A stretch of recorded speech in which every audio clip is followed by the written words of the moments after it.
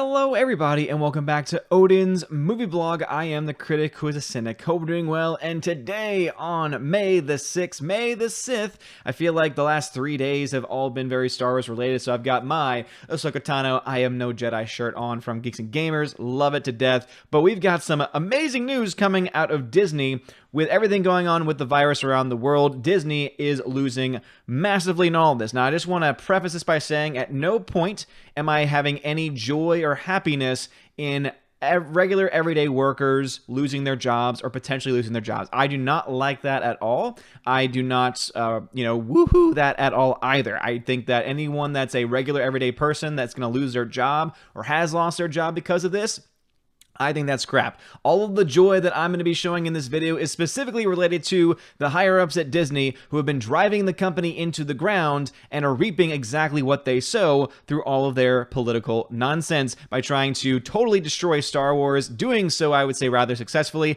and now going through the process of destroying other major IPs as well. And the big news, of course, is the fact that Disney has revealed substantial financial losses. In fact, some reports say that they've lost so far over $1 billion so far since the virus has started, and of course that means any of the gains that they got through from last year's Endgame have pretty much been wiped out completely, and it's not looking very good for them, especially when their stock is continuing to be downgraded and things just really aren't looking all that great, especially with so many things still uncertain about when things will start to reopen. And so the article and the news gets covered here from our friends over at Bounding Into Comics. John F. Trent says Disney reveals massive loss of income during the Chinese virus pandemic, suspends dividend payments, and this is actually a story that was broken by my boys over at, boys and girls really, over at Park Hoppin', run mostly by Jay. Drunk 3PO, awesome dude over there. Make sure you subscribe to Park Hoppin'. And I remember I was actually a part of the chat that was going back and forth covering this very thing, and it's truly insane. So the Walt Disney Company revealed an insane loss of income due to the virus pandemic during their Q2 2020 earnings call. Disney's senior executive vice president and chief financial officer, Christine McCarthy, reported the company has lost as much as $1.4 billion in income. And now, obviously, some might say, well, you know what? Of course they did. Every business across the country right now is losing out on money because everything had to be shut down and closed. And I definitely understand that. But I can tell you this much. Do you think that they would be in as bad of a financial situation if they still had hardcore fans giving them money for a wide variety of things? Like, let's just be honest about this for a second. Imagine, if you will, if the process that we've had really since The Last Jedi is when things really started to ramp up. Some would say, and I think that rightfully so, things started before that time, but I think things really started to ramp up, especially among the fandom menace, around the time that The Last Jedi came out. Imagine if that film wasn't crap. Imagine if Rian Johnson hadn't driven the franchise into the ground, hadn't said screw you to the fans, or any of those other things that happened from that point in time. Imagine instead that a film was given that actually rewarded the fans, that actually listened to the fans, that actually gave the fans something that they want, or at least something that they would be interested in and want to see how the story would continue after that point. Imagine, if you will, Star Wars would be in a much better position. You would have had a show like The Mandalorian that would have been, pretty well received. You would have a Clone Wars season that probably would not have had the crap 4 episodes with the Martez sisters, and actually probably would have left on a very, very high note when everything was said and done. And so therefore the fans overall would still most likely be buying things like merchandise, would be most likely wanting more and more Star Wars content, would actually be celebrating the news of, oh, new content creators are going to be coming into the Star Wars universe. That's awesome. But of course, that's not exactly what happened at all. In fact, none of that happened because it was the opposite direction. They said, screw you to the fans, and they crapped all over them, and then they started to bring in people that were woke, and then they started to bring in shows that, had some good episodes here and there, and then had some really crap episodes like those Martez sisters and Clone Wars, and those really bad episodes in The Mandalorian. And so all we're left with is a franchise that has been left limping at this point in time. And also, of course, remember that it was under this same regime that led to the opening of Star Wars Land, right?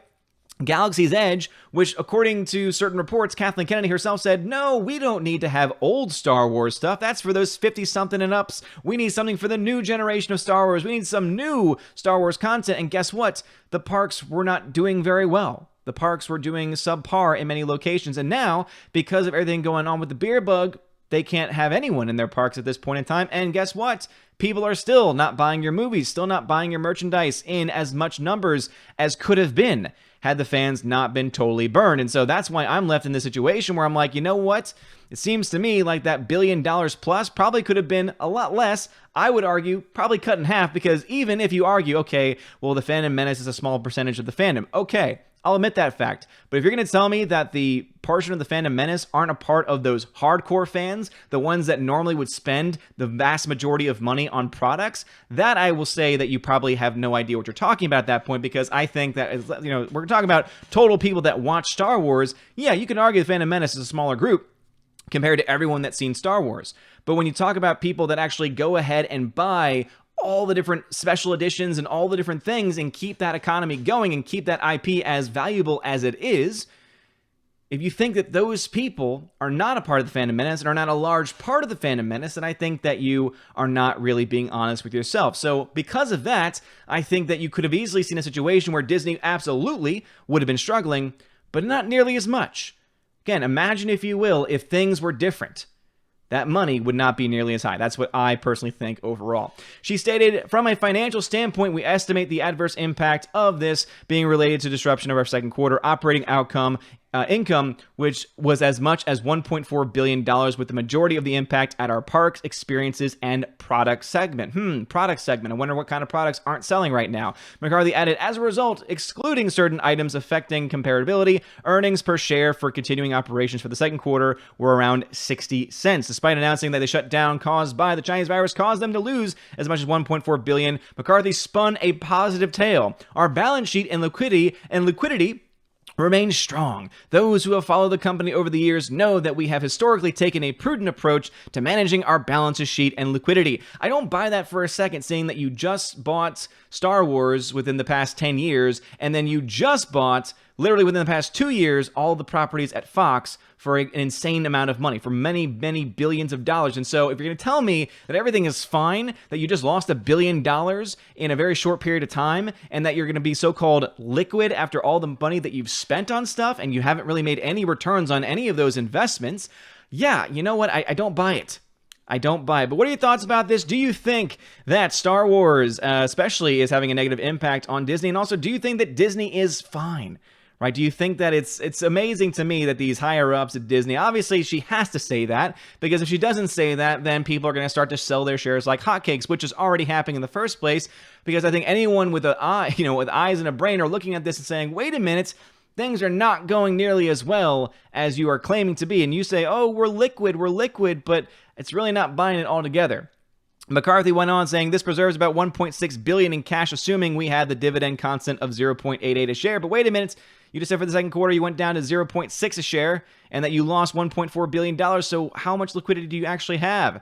And so Clownfish's TV, so let's go ahead and shout out Clownfish TV before we wrap up. So Clownfish TV's Neon and Geeky Sparkles analyzed the earnings call, describing it as really bad. They keep spinning it like there's a lot of bad news, but it's okay because we're Disney. Our brand, it means more and is important than all the bad news. That is literally what they keep doing. In order to justify an 11% drop in attendance at their domestic parks that include Walt Disney World and Disneyland, she noted it was due to parks being shut down. I'll remind you that Disneyland Resort closed on March 14th and Walt Disney World on March 16th. We estimate the closure of our domestic parks has had an adverse impact on attendance growth of approximately 18 percentage points. So again, sounds to me very much like they are taking this information, trying to spin it, which is what they always do, and I think things are actually a lot worse and will probably continue to get much worse, especially since once they reopen, yeah, they'll probably start to make money from the parks again, because that's a pretty easy sell. You're charging an arm and a leg for those tickets anyway. People do genuinely want to go to places like Disney World. I understand that concept, but when you look to their entertainment properties, which I would argue are usually going to be where you're going to get most of your,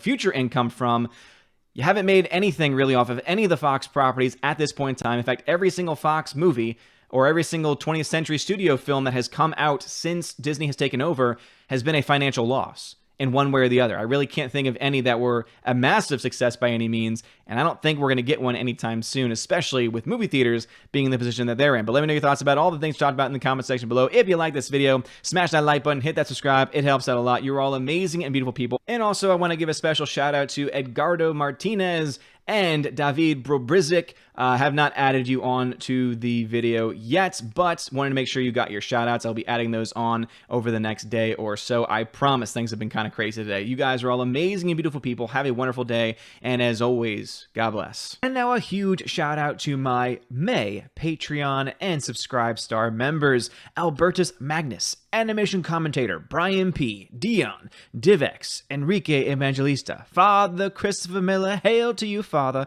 Frank the Tank and the Shawhan Weeder Dog Clan, Harold Francis, the Hunker Chunker Funker Monkey, Inflamed Wood, It's a Trap Productions, Jason Clark, Jeffrey Toon, Kenneth Camiel, Lady T, Laura Story, Mad Mitch Dunaway, Mike Jackson, Mr. Peabody and his evil twin with the beautiful hair, Orange Hat Reviews, Outpost Dyer, Out of Step with Reality, Riff Magos, Rosetta Allen, Steve Glasker, Teresa Martin, Theodore Bendon, Tina Bojan, The DJD Show, and Tina B. Thank you all for being my Patreon members, and a shout out to my Subscribe Star peeps: John B, Perpetual Punster, Robert Revo, Mr. Roy, Glinzer, G2 Cool 99, Darkstar 57, J. Alex McCarthy Jr., US 888209 Fast, Dean Heiss, Harold Francis, J. Rod the Beer Guru, Nevadon G. Adams, and ZK Man.